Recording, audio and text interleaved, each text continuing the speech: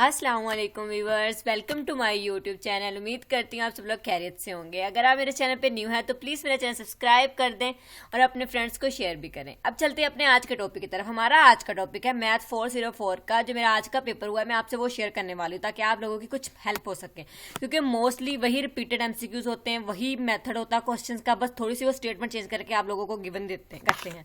अब चलते हैं उसकी ऑब्जेक्टिव फाइल की तरफ। मेरे जो एमसीक्यूज आए थे वो मैंने सारे यहाँ पे राइट किए हैं। देखिए, सबसे पहले angle with which the particle is projected is called the angle. जाहिर सी बात है, एंगल पूछ रहे तो एंगल होगा। द वेलोसिटी विथ विच इसकी वेलोसिटी पूछ रहे तो वेलोसिटी ऑफ द प्रोजेक्टेड होगी। तो उसके बाद नेक्स्ट है इफ 30 एंगल, हमारे पास 30 एंगल दिया हुआ, we note are the angle and velocity of projection respectively, then the equation of path of projectile is Y.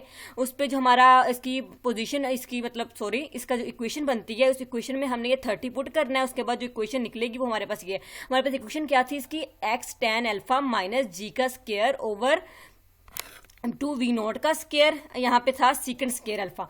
उसमें हमने वो पुट की है जो हमारे पास ये 30 एंगल दिया। उसके बाद हमारे पास ये गिवन हुआ है। नेक्स्ट है इफ 45 एंगल एंड 1/3 मीटर पर सेकंड, हमारे पास v0 दिया हुआ है, एंगल दिया हुआ। देन उन्होंने कहा इक्वेशन ऑफ जो प्रोजेक्टाइल है, पाथ ऑफ प्रोजेक्टाइल, उसकी इक्वेशन में दोनों वैल्यूज पुट करें और आपके पास जो गिवन होगा वो ये होगा, x माइनस 9 जी एक्स का स्केयर। आपके पास इक्वेशन में पहले बता चुकी हूँ, x का क्या है, x tan अल्फा माइनस जी एक्स का स्केयर ओवर v0 का स्केयर और सीकेंड square alpha.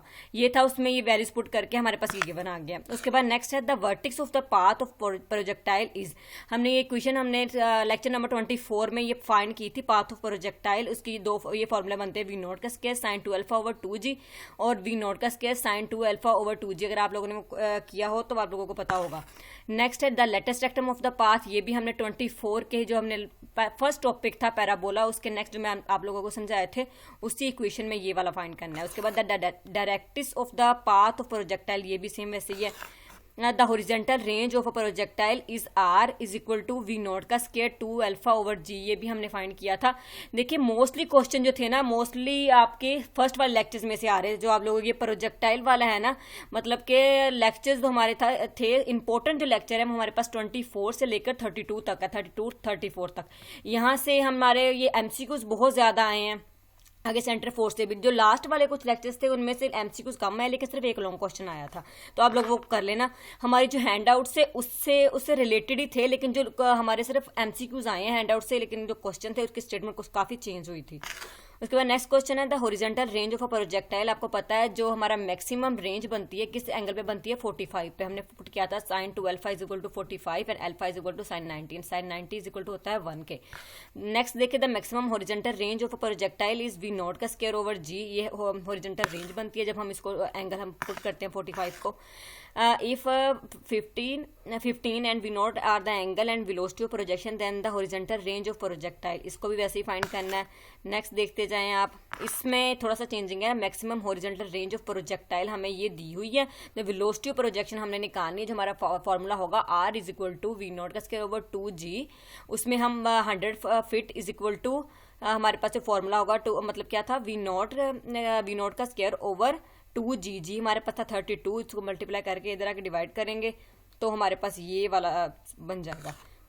The time of flight of the projectile, हमारे पास टाइम ऑफ फ्लाइट ये बनता है। नेक्स्ट देखें 45, इसमें 45 पुट करना है जो मैंने आपको लास्ट टाइम समझाया।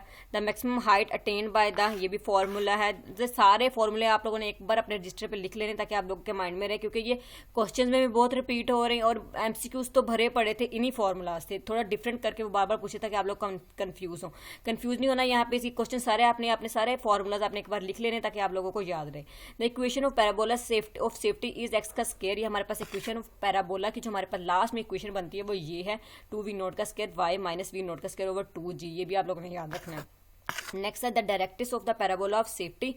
ये भी सेम वैसे ही। अब नेक्स्ट करते जाते हैं। देखिए, ये हमारे पास डेफिनेशन थी, force acting on a particle is said to be dash if its line of action always passes through a fixed point. Fixed point पे जो सेंटर ऑफ फोर्स होता है। उसके बाद डायरेक्टेड अवे, अगर वो डायरेक्टेड टूवर्ड होगा तो अट्रैक्टिव होगा, अगर डायरेक्टेड अवे अपने से दूर खींच मतलब फेंक रहा होगा तो वो रिपल्सिव होगा, रिपल्शन की फोर्स होगी। Orbit of a particle moving under the centre of force is necessarily a plane curve. ये हमारा एक पूरा थ्योरम भी है, इसको थ्योरम को एक्सप्लेन किया हुआ है। ये वही थ्योरम है। उसके बाद नेक्स्ट देखिए, centre force F is said to be conservative. जब कंजर्वेटिव फोर्स है तो उसको वो इक्वल होगी जीरो के। In a conservative field the total energy, ये भी कांस्टेंट ही होगी क्योंकि वो जीरो के इक्वल है तो कांस्टेंट है। Areal speed of the radius vector is the particle to the, ये भी कांस्टेंट है। नेक्स्ट देखिए, the component to the force along the radius vector, हमारे पास ये गिवन है ट्रांसवर्स और रेडियस, ये ट्रांसवर्स है ये रेडियस है। तो आपके सामने है the differential equation of the orbit polar coordinate, ये हमने फुल फाइंड किया था कि ये किसके इक्वल होता है, एफ ओवर एच का स्क्वायर यू का स्क्वायर। ये सारे देख लें आप जरा, मोस्टली फार्मूलाज ही फाइंड हो रहे हैं। The length of the radius vector at an apse is known as, the length जो थी वो डिस्टेंस था, डिस्टेंस दोनों का वो एप्सिडल डिस्टेंस कहलाता है। लाइन का भी फार्मूला आप वो डेफिनेशन कर लेना आप एप्स और एप्सिडल की। The analytic condition for a point with radius vector R to be an apse is D R over D theta is equal to zero होता है। उसके बाद ये एंगल अगर यहाँ पे कोट होता तो R D theta over D R होना था, थोड़ा सा रेज है यहाँ पे है 1 over R D R over D theta. उसके बाद नेक्स्ट है कैपलर्स, यहाँ पे कैपलर जो तीनों लाया है, तीनों की स्टेटमेंट मेरे पेपर में आई हुई थी, फर्स्ट की भी, सेकंड की भी, थर्ड की भी, आपने देख लेनी है कि तीनों में से कौन कौन सी आपकी बन रही है, सही है। उसके बाद नेक्स्ट है the planet will describe an ellipse a parabola और hyperbola according as total energy per unit mass, ये इसका ये बन रहा है नेगेटिव, जीरो और पॉजिटिव। उसके बाद नेक्स्ट देखें, ये वाला भी तीनों मेरे आए हुए थे, क्रिटिकल डैम्प्ड केस है तो अगर जीरो, ये सॉरी यहाँ पे थोड़ा मिस्टेक हो गई है, यहाँ पे ये क्वेश्चन बनती है, यहाँ पे नीचे है omega square is equal to zero. अगर यहाँ पे डैम्प्ड केस है, यहाँ पे क्रिटिकल डैम्प्ड केस है तो इज इक्वल टू जीरो होगा। इम्पल्स का फॉर्मूला पूछा हुआ is the product of force and momentum होता है, यहाँ पे थोड़ा मैंने लगाया नहीं है, यहाँ पे ये है फोर्स एंड मोमेंटम, यहाँ पे अंडरलाइन कर देते हैं, ये है इसका ऑप्शन। उसके बाद नेक्स्ट देख लें, द ओवर डैम्प्ड, अगर ओवर डैम्प्ड होगा वहाँ पे क्रिटिकल डैम्प था, अगर ओवर डैम्प्ड होगा तो ये ग्रेटर देन होगा, स्मॉल डैम्प्ड होगा तो लेस देन होगा। उसके बाद कुछ मुझे कुछ चार थे वो मुझे मेरे माइंड से निकल गए, इसलिए मैंने 36 के 36 तो लिख दिए क्योंकि हमने अटैम्प्ट तो 33 करने होते ना, तो आप लोगों के लिए काफ़ी हेल्पफुल है। उसके बाद जो 3 क्वेश्चन हमने करने थे, शॉर्ट क्वेश्चन जो हमारे थे वो हमने 4 करने थे, सॉरी 3 नंबर के थे, 4 करने थे और लॉन्ग क्वेश्चन हमने 3 करने थे। अब सबसे पहले देखिए, prove that the orbit of a particle moving under a central force is necessarily a plane curve, ये हमारे लेक्चर नंबर 34 में हमें थ्योरम दिया हुआ छोटा सा, ये देखें फुल प्रूफ किया हुआ, R cross F is equal to zero, क्योंकि वो प्लेन कर्व में है तो F is equal to M में होता है, M D V over D T A is equal to होगा। उसके बाद ये हमने इक्वल लिखा क्योंकि इसका डेरिवेटिव ले तो हमारे पास यही चीज़ बनती है, ये वाली चीज़, तो ये देखें। उसके बाद सोल्व करने के बाद हमारे पास सेम वही आंसर आ गया। उसके बाद नेक्स्ट दूसरा क्वेश्चन था, particle is projected with speed, speed given है, एंगल गिवन है, मैक्सिमम हाइट का फार्मूला लगाएंगे, दोनों पुट करके उसके बाद आंसर आ जाएगा। ये देखो वी नोट का square sine square alpha. Short question तो छोटे छोटे से थे।